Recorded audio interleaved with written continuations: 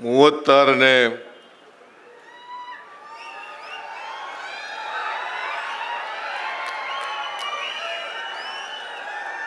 ರಾಷ್ಟ್ರೀಯ ಭೂಮಾಪನ ದಿನಾಚರಣೆಯಲ್ಲಿ ಭಾಗಿಯಾಗಿರ್ತಕ್ಕಂಥ ಕಂದಾಯ ಸಚಿವರಾದಂಥ ಶ್ರೀ ಕೃಷ್ಣ ಬೈರೇಗೌಡ ಅವರ ಈ ಸಮಾರಂಭದ ಅಧ್ಯಕ್ಷತೆ ವಹಿಸಿರ್ತಕ್ಕಂಥ ರಿಜ್ವಾನ್ ಅರ್ಷದ್ ಅವರ, ಮುಖ್ಯಮಂತ್ರಿಗಳ ರಾಜಕೀಯ ಕಾರ್ಯದರ್ಶಿಗಳಾದಂಥ ನಸೀರ್ ಅಹಮದ್ ಅವರ,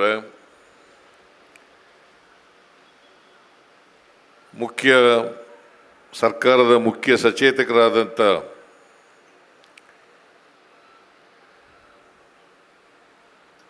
ಶ್ರೀ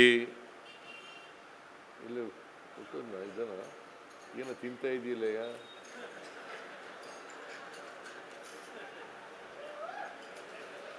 ಮುಖ್ಯ ಸಚೇತಕರೇ, ರಾಣಿಬೆನ್ನೂರು ಶಾಸಕರಾದಂಥ ಶ್ರೀ ಪ್ರಕಾಶ್ ಅವರೇ,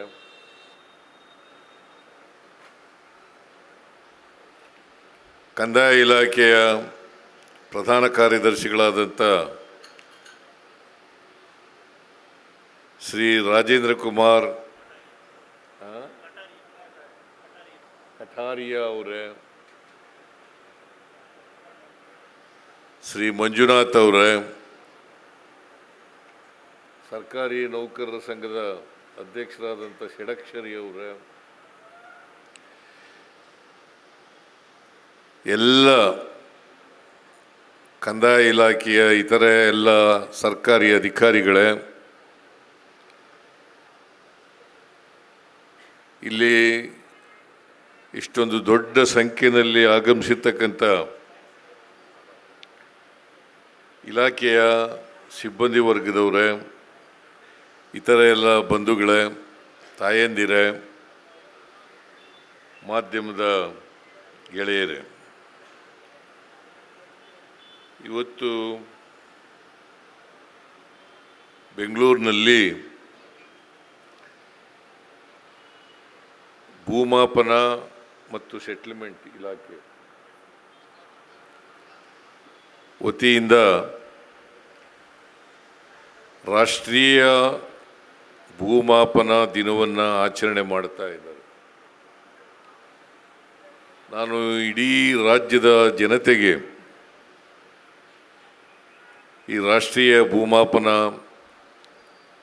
ದಿನಾಚರಣೆಯ ಶುಭಾಶಯಗಳನ್ನು ಕೋರಲಿಕ್ಕೆ ಬಯಸ್ತಾ ಇದ್ದೇನೆ.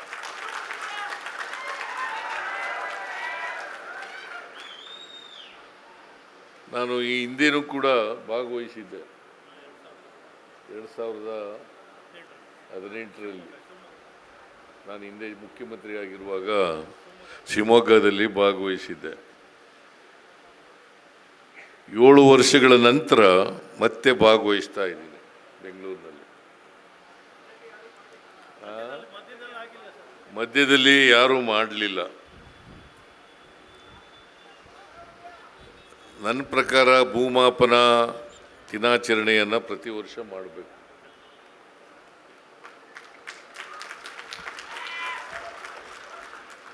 ಸರ್ವೆ ಮತ್ತು ಸೆಟಲ್ಮೆಂಟ್ ಇಲಾಖೆಯವರು ಭೂಮಾಪನ ಮತ್ತು ಏನು ಸೆಟಲ್ಮೆಂಟ್ ಅನ್ನೋದಕ್ಕೆ ಕನ್ನಡದಲ್ಲಿ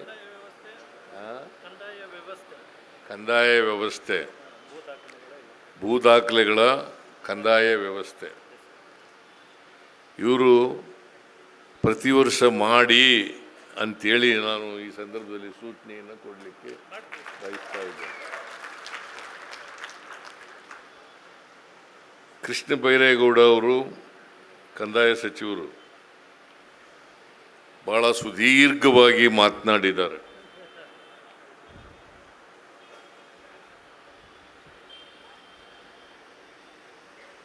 ಅಂದರೆ ಅದರ ಅರ್ಥ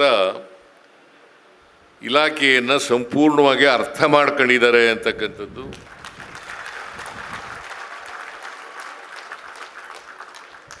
ಪ್ರತಿ ಮಂತ್ರಿಗಳು ಕೂಡ ಇಲಾಖೆಯಲ್ಲಿ ಹಿಡಿತ ಬರಬೇಕಾದ್ರೆ, ದಕ್ಷತೆ ಹೆಚ್ಚಬೇಕಾದ್ರೆ ಇಲಾಖೆಯನ್ನು ಭಾಳ ಚೆನ್ನಾಗಿ ಅರ್ಥ ಮಾಡ್ಕೋಬೇಕು.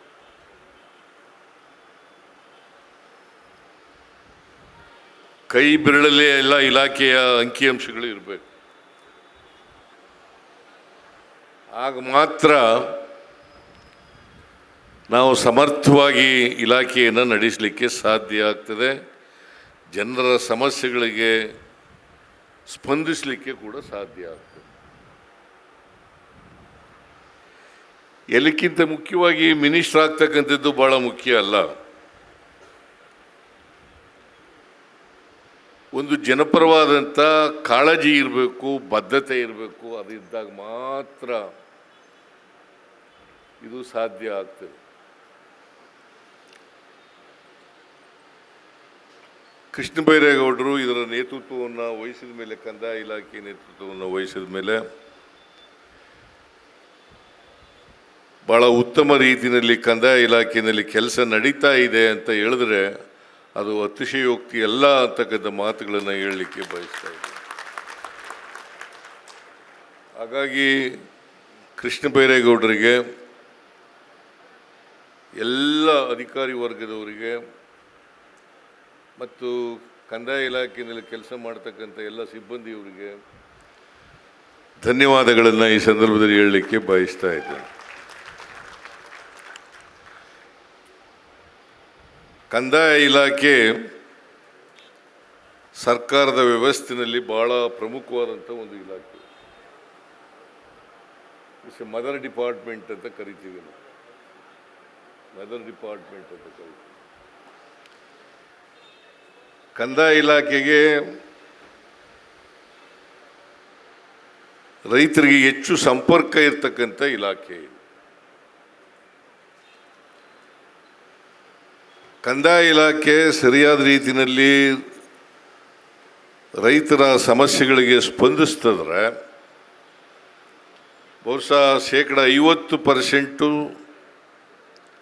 ಸರ್ಕಾರದ ಮೇಲಿರ್ತಕ್ಕಂಥ ಜವಾಬ್ದಾರಿಯನ್ನು ನಿರ್ವಹಿಸಿದಾಗ ಆಗ್ತದೆ.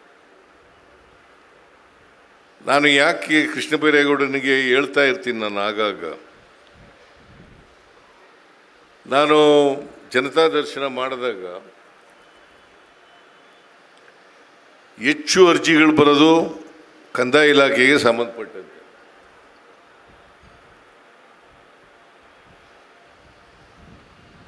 ಜನತಾ ದರ್ಶನದಲ್ಲಿ ಹೆಚ್ಚು ಅರ್ಜಿಗಳು ಬಂದರೆ ಅದರರ್ಥ ಕಂದಾಯ ಇಲಾಖೆಯಲ್ಲಿ ಇನ್ನೂ ಹೆಚ್ಚು ಕೆಲಸಗಳಾಗಬೇಕಾಗಿದೆ ಅಂತಕ್ಕಂಥದ್ದು ಅರ್ಥ. ಅದರಲ್ಲೂ ವಿಶೇಷವಾಗಿ ಸರ್ವೆಗೆ ಸಂಬಂಧಪಟ್ಟಂತೆ ಇವತ್ತು ಜನ ನೆಮ್ಮದಿಯಿಂದ ಶಾಂತಿಯಿಂದ ಇರಬೇಕಾದ್ರೆ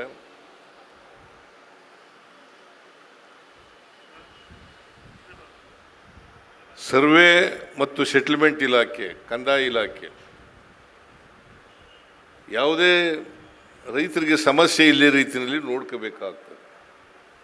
ನಮ್ಮ ಕಡೆ ಒಂದು ಗಾದೆ ಇದೆ ಹಳ್ಳಿನಲ್ಲಿ. ಏನಪ್ಪ ಅದು ಗಾದೆ ಅಂತಂದರೆ, ಹೆಚ್ಚು ಜಗಳ ಆಗ್ತಕ್ಕಂಥದ್ದು, ಕೊಲೆಗಳಂಥ ಪ್ರಕರಣಗಳು ನಡೀತಕ್ಕಂಥದ್ದು ಹೆಣ್ಣು ಮತ್ತು ಹೊನ್ನಿನಿಂದ ಅಂತ ಹೇಳ್ತೀವಿ. ಹೆಣ್ಣು, ಹೊನ್ನು, ಮಣ್ಣು. ಹೆಣ್ಣು, ಹೊನ್ನು, ಮಣ್ಣು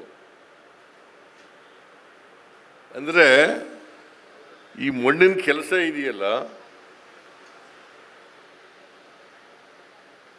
ಇದು